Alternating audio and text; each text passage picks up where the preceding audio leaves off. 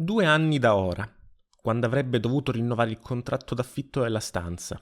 Se nulla fosse cambiato per allora, decise che si sarebbe ucciso.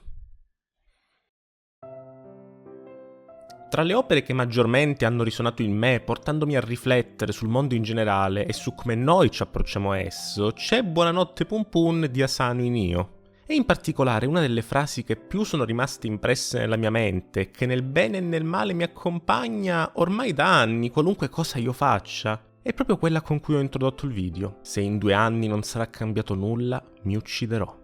È impossibile non riflettere su un'affermazione del genere ogni qualvolta ci si rende conto dello scorrere del tempo. La prima volta che lessi questa frase, che persona ero?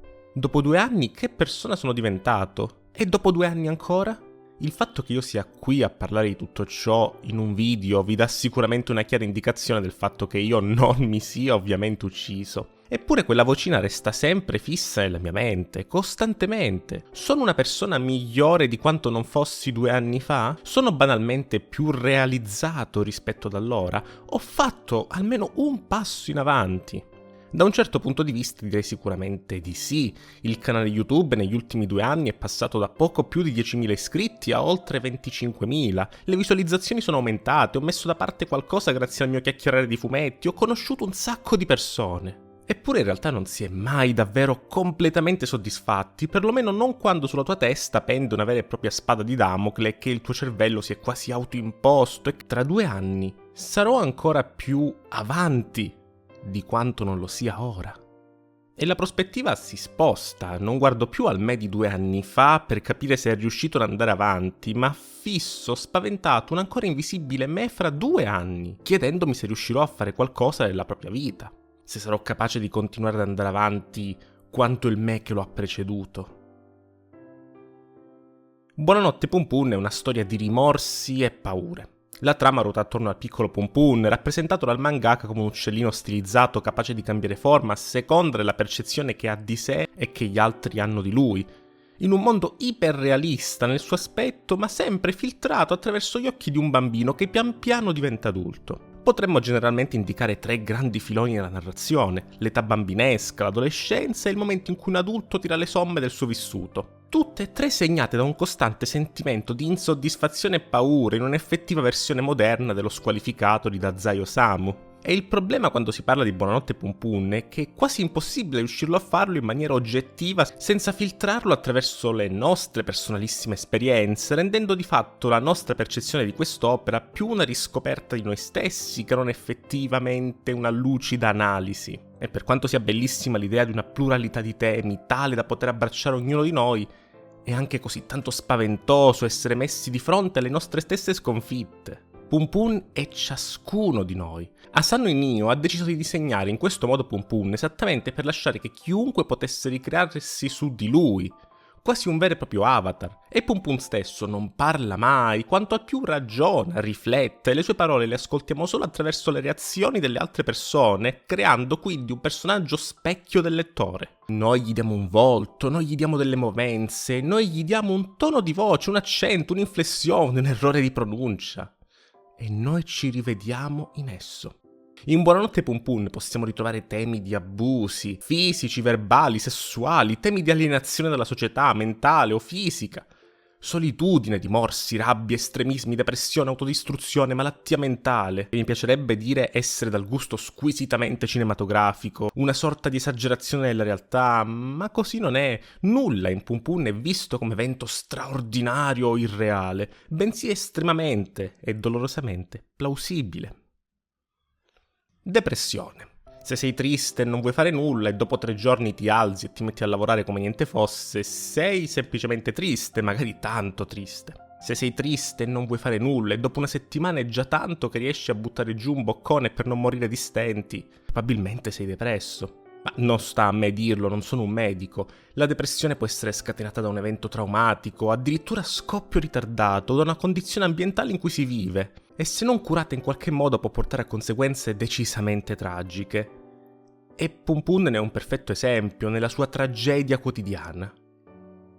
Perché? Buonanotte Pum Pum è una palla di neve. Un evento tanto insignificante quanto tradire le aspettative di una compagna di scuola si trasforma ben presto nel non riuscire neanche a guardarla in viso, che diventa rapidamente un rimorso di cosa sarebbe potuto succedere se, che si ingrandisce in un non riuscire più ad avere rapporti funzionali con le altre persone per timore di tradire le loro aspettative, che diventa poi una solitudine quasi autoimposta. E la palla si ingrandisce, ingloba tutto sul suo passaggio e lascia desolazione sul suo percorso.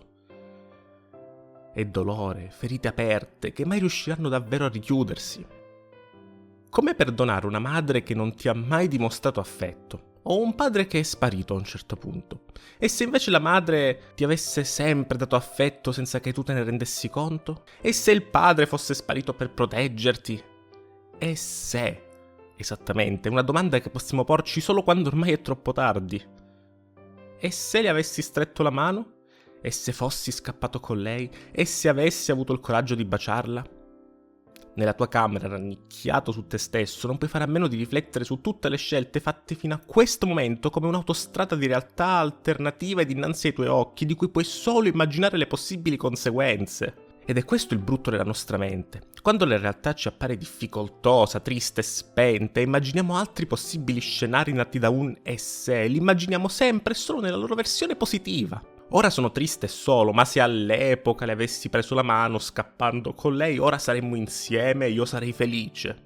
Che buffa la nostra mente, e che buffo come il mio discorso si sia spostato da Pum Pum al parlare in prima persona per me e voi spettatori, perché forse è proprio questo che è il manga di Asano. Buonanotte Pum Pum racconta la storia di tutti noi, le nostre paure e le nostre sconfitte, ma non è un nostro specchio esatto, non è una storia che decide di darci un esempio da seguire o con cui provare empatia. Quanto più mostrarci la persona che potremmo diventare se smettessimo di avere speranza e fiducia che, fra 2 anni, potremmo essere sicuramente persone migliori di quanto non siamo ora.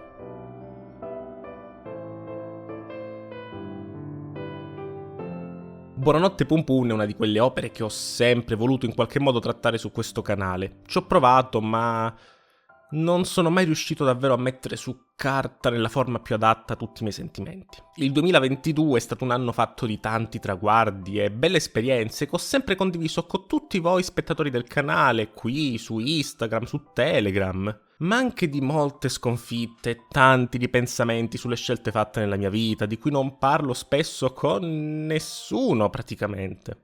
Se invece di fare video sciocchi su internet avessi fatto, che so, il medico, se mi fossi dedicato a qualcosa di normale, se avessi seguito quell'altra strada. Arriva un momento in cui si inizia a fare i conti con le tue scelte e con ciò che diventa la tua vita, e se non stai ben attento finisci in una spirale da cui è difficile rialzarsi completamente, come se l'aria attorno a te diventasse catrame pronto a inghiottirti. E proprio questo sentimento mi ha finalmente dato la possibilità di sfogarmi su Buonanotte Pum Pum. Non un video di analisi approfondita, non un video storico, non un documentario su Asano, ma una semplice e pura domanda. Cosa posso imparare da Pum Pum? Posso imparare a non essere come lui. Questa è un'opera che alla mia prima lettura considerai un vero capolavoro da far leggere a chiunque, ma in questo momento la mia idea è decisamente cambiata. Buonanotte Pum Pum è una di quelle opere che devi leggere quando stai per toccare il fondo, per darti la spinta a reagire non con l'esempio vittorioso del superuomo che piace tanto, ma con uno specchio che riflette ciò che potresti diventare.